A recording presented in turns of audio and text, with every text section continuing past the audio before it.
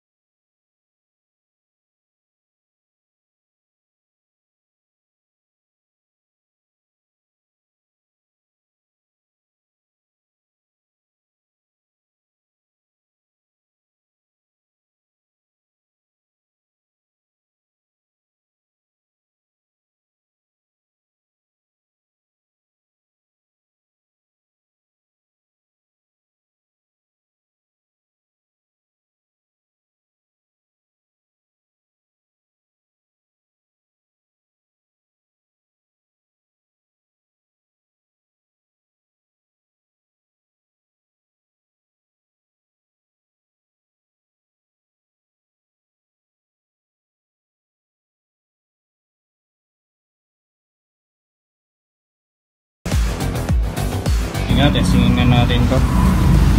Tabi naman na. Testingin natin dyan. So ito yung isa. Yan o. Ito yung isa. Dalawa yan eh. Yung dilaw pala to. Yan yung dilaw. Yan. Isa pa lang yan ah. Testingin natin yung puti.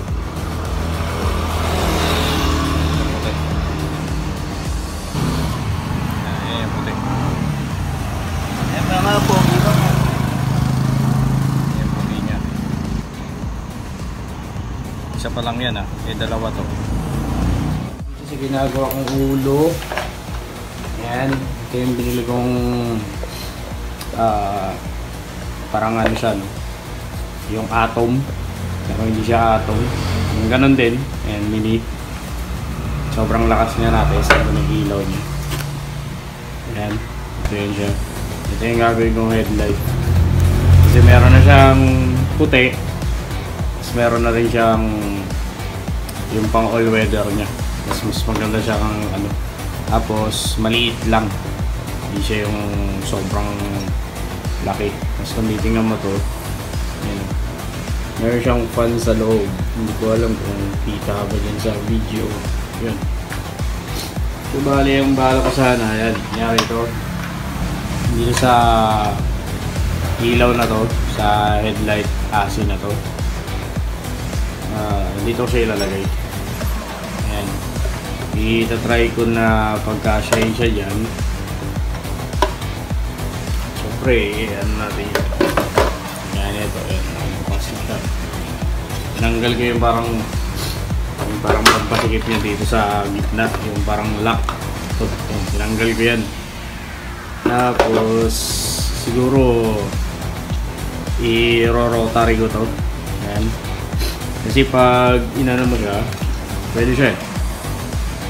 Yan, parang sakto yung laki niya. Nga lang, kailangan lang ng konting adjust. Tapos ito, pwedeng ito yung gawin mo ng lock. Kasi ito yung parang pwede mong nyari ito. Ipapasok mo siya dyan. Parang naisip ko, ito yung ipanlalak mo dito sa loob. Para gumanyan siya. So, para tumago siyang ganyan. Ayan. Ganon. So, titingnan ko kung anong magagawa ko dito. Para mailagay na tong head na to. Kasi medyo patapos na tong ulo na to eh. Yan. Power.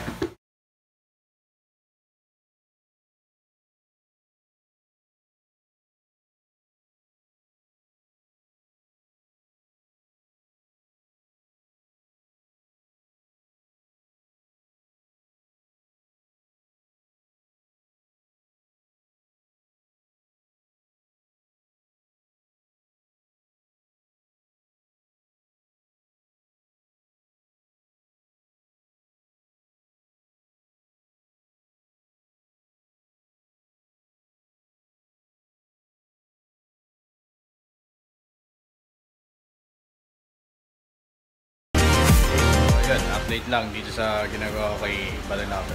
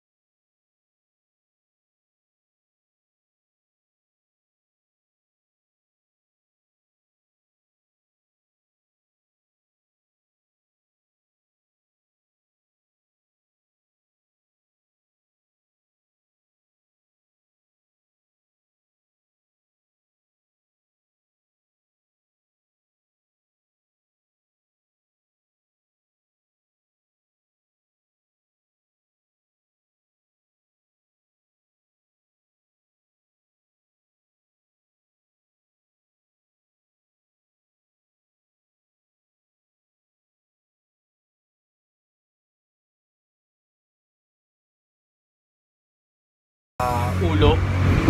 Okay, kasi medyo lalaki na yung ulo ng konti nito ni Batilacan kumpara sa stock na ulo ng SSX.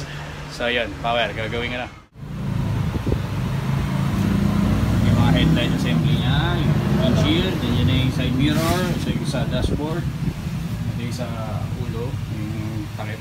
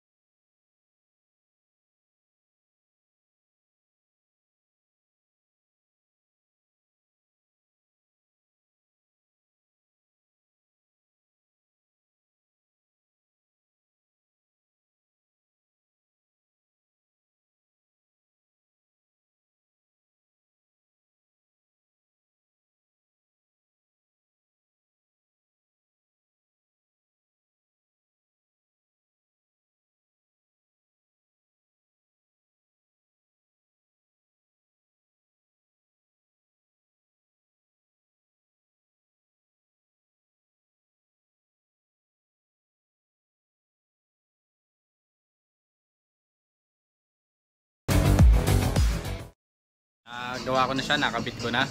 Tapos, ayan, ito na yan siya. Ayan.